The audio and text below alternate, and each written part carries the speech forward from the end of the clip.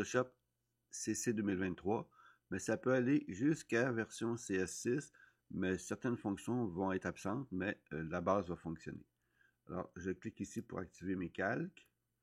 Maintenant, ce qu'on fait ici au niveau des styles de calque, c'est en fait directement lié au bouton FX. Alors, je vais choisir le premier ici que j'ai renommé Sean Connery, qui correspond à l'image de M. Connery.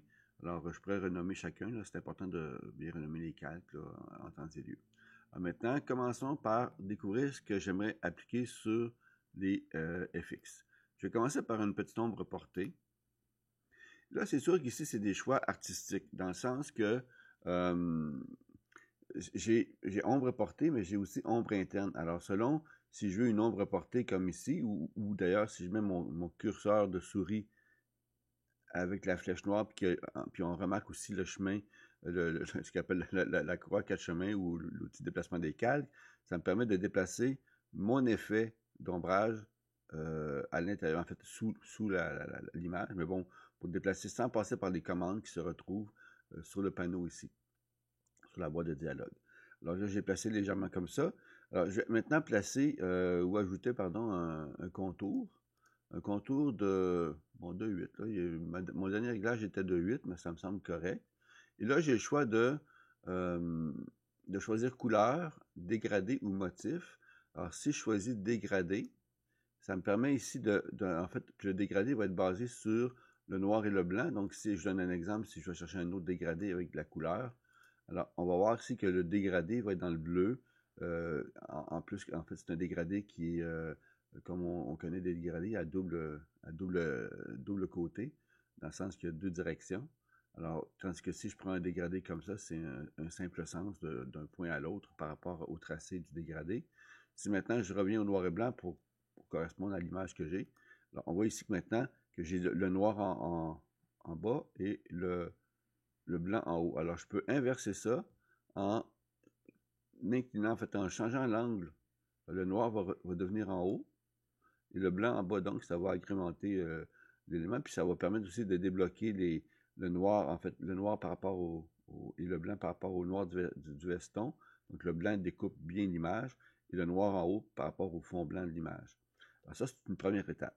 Alors, c'est sûr qu'ici, dans d'autres exemples, je vais montrer quelques éléments que je pourrais faire, mettons, avec le logo derrière ici. Pour le moment, ce que j'ai ici, ça me satisfait. Bon, c'est sûr qu'ici, si je ne veux pas une ombre portée, je pourrais choisir une ombre interne qui me donnerait l'occasion de faire, d'ailleurs, si je peux tirer l'ombre interne comme ça ici, pour faire comme si je joins sur la taille, le flou et la distance ici, comme ça ici. Alors, pour faire comme si mon image au-dessus était découpée. D'ailleurs, si j'enlève le contour, on peut voir, c'est comme si j'avais découpé l'image, puis j'avais une image derrière, puis j'ai l'ombrage du vide qu'il y a entre les deux images.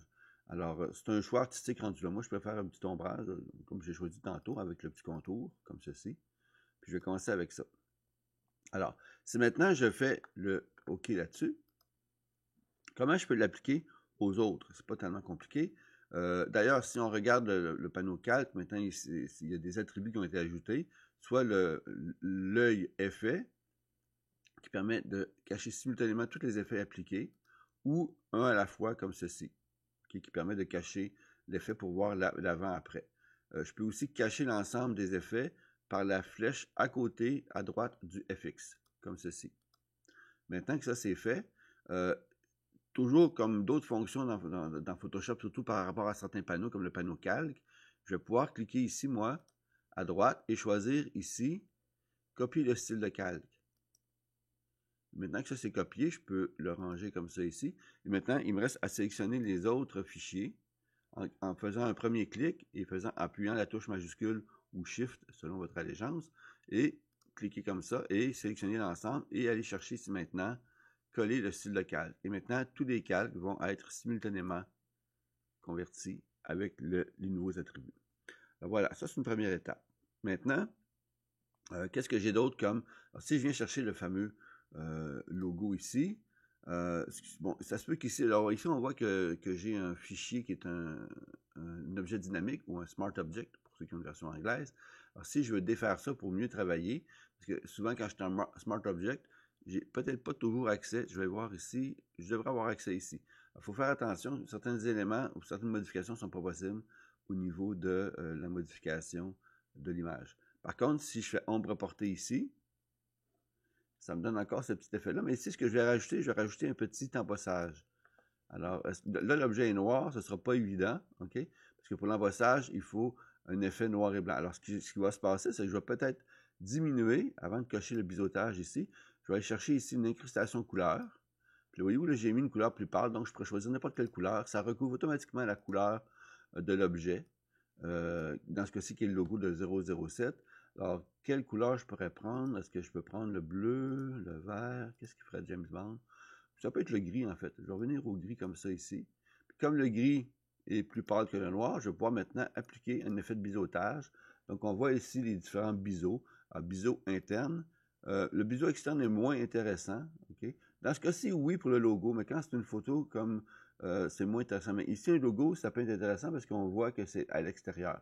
Par contre, j'ai aussi, bon, comme c'était le biseau interne, donc là, ça se rassemble au niveau de l'objet lui-même. Si je viens chercher ici aussi estampage, ça donne un autre look. J'ai aussi l'option estampage orié, qui donne un effet d'embossage dans un tissu, ce qui est pas intéressant ici.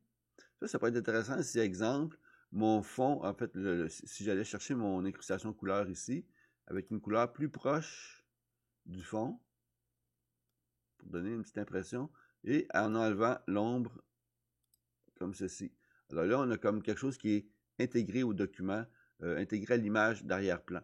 Alors, c'est comme si ça faisait partie, c'est comme si on avait fait un genre de couture qui incruste le logo à l'intérieur de ça. C'est sûr qu'ici, je veux peut-être une petite couleur légèrement.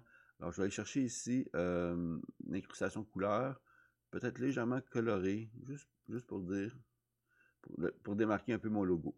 Alors, donc ça, c'est différentes options que j'ai. J'aurais pu faire décocher ça puis faire une incrustation dégradée, ce qui pourrait pu être intéressant aussi. À ce moment-là, l'option dégradée me permet de choisir un dégradé quelconque. Pardon, mon lapsus. Comme ça ici. Alors, donc on voit ici que j'applique le dégradé. Si je peux aller chercher d'autres dégradés aussi au niveau des couleurs, peut-être dans les tons rouges, on peut voir ici comme ceci. Alors, un peu plus coloré. Alors, donc, on a toujours l'incrustation de l'image, mais j'ai rajouté une couleur en dégradé. Donc, on a différents choix créatifs. C'est vraiment de l'essai-erreur qui permet de voir tout ce qu'on peut faire avec ça. Alors, on a l'effet satin aussi qui joue un peu sur la nuance. Si, exemple, je reviens sur le biseautage, mais que je choisis un biseautage qui est, exemple, biseau interne. Alors, ici, je pourrais mettre une lueur externe, une petite lueur externe comme ça ici, et augmenter la lueur, puis mettre, par exemple, une couleur peut-être autre que blanc, ici, par contre. Là. Aller chercher peut-être une couleur qui se retrouve ici. Et là, aller chercher le grossi de ça. Peut-être mettre une couleur haute, peut-être le produit. Quand c'est une couleur foncée, il faut mettre une couleur, faut mettre produit. Quand c'est une couleur blanche, il faut mettre superposition. Alors ça, c'est un peu exagéré. Alors, je vais diminuer ici le grossi. Puis la couleur aussi, je vais aller chercher la couleur qui est le rouge ici, comme ça. Ou encore un dégradé.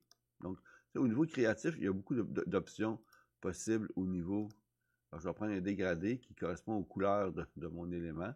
Alors, ici, après ça, je vais corriger un peu l'opacité. Le bruit, c'est rajouter du noise. Là. On veut peut-être pas ça ici. On va diminuer la taille. Donc, pour faire un truc plus artistique. Alors, tout est possible. Alors, voyez-vous que quand on essaie les styles de calque, il y a des possibilités immenses. Là, par contre, je vais revenir à un truc un peu plus sobre, comme les James Bond. Il ne faut pas oublier que c'est un Britannique. Alors, j'oublie l'UR externe, incrustation dégradée, j'oublie ça. Ici, je vais choisir ça comme ça. Et je vais revenir à mon... vous voyez comme c'est simple de passer de l'un à l'autre. Alors, je vais passer à estampage orié, comme ceci. Et peut-être un petit bleuté, là. J'ai déjà vu le logo en bleu ici. Je vais aller chercher le logo couleur, un petit bleu, comme ça ici. Alors voilà, c'est comme ça qu'on peut modifier les éléments. Ce qui change par rapport aux versions antérieures, comme le CS6, c'est qu'il y a des plus rajoutés ici. Donc, on pourrait rajouter, exemple, si je prends ombre interne, ou encore, tout, il y a des plus, c'est que dans le fond, je peux rajouter un contour, je peux faire plusieurs contours. Ici, ça fait un effet plus embossé, plus ciselé, en fait, ça fait un effet ciselé. Alors, c'est intéressant aussi. Donc, ça me permet de rajouter certains éléments en plus. Exemple, si j'avais un ombre porté, ben, je pourrais faire comme s'il y avait 2, 3 lumières. Je peux aussi faire attention ici aussi, que j'ai une poubelle ici. S'il y a un effet que je ne veux plus, que j'ai multiplié, alors je peux l'effacer ici. Alors si, exemple, je ne veux pas non plus ombre portée, que je veux me limiter, j'efface mon ombre portée. Donc, je peux effacer autant de choses que je veux ici, comme ça. Alors, si ça vous arrive de faire ça par erreur, dites-vous que le bouton FX qui est ici vous permet de vous ramener, afficher tous les effets. Là, j'ai perdu mes effets, donc je vais retourner les chercher. Alors, je vais prendre ici, j'étais à incrustation couleur. J'étais avec un petit bleuté, si je ne me trompe pas, comme ceci, avec un effet de biseautage, effet d'oreiller comme ça ici, estampage d'oreiller, pardon. Et donc, on navigue comme ça, c'est des essais, des erreurs. On découvre les styles locaux, puis ça finit par donner quelque chose d'intéressant. C'est vrai que tantôt, j'avais rajouté un petit contour, comme ça ici, puis un petit plus pour faire un effet ciselé. Alors, puis j'avais mis une petite couleur grise ici, je ne me trompe pas, pour faire un petit effet plus embossé, comme ça. Alors voilà, c'est les styles de calque. C'est à votre tour d'essayer. Amusez-vous.